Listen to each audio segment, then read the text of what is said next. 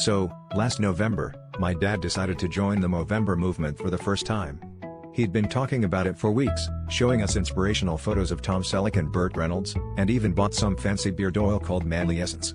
For context, my dad's facial hair record thus far was a 3-day weekend stubble that looked suspiciously like a teenager's attempt at rebellion. Still, he was determined. My mom and I nodded supportively and tried not to laugh when he ceremoniously hid all the razors in the house. Week 1, nothing.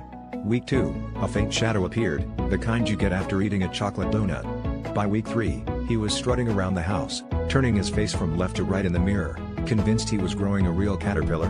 My sister started calling it the upper lip eclipse, while my grandma suggested he just use a marker.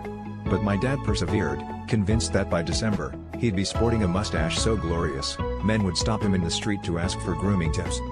Things started getting weird when he began using a ruler to measure progress, logging daily growth with the seriousness of a botanist tracking endangered moss.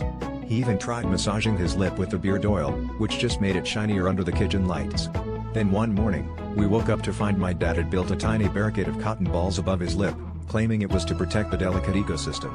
The mustache, meanwhile, was still more suggestion than substance, a couple of isolated hairs clinging together for a warmth. Finally, December 1st arrived. My dad gathered us for the great reveal. He stood proudly, hands on hips, and unveiled what can only be described as a lip slip to wispy lines that looked more like someone had spilled tea on his mouth than facial hair. My mom tried to take a photo, but her phone refused to focus.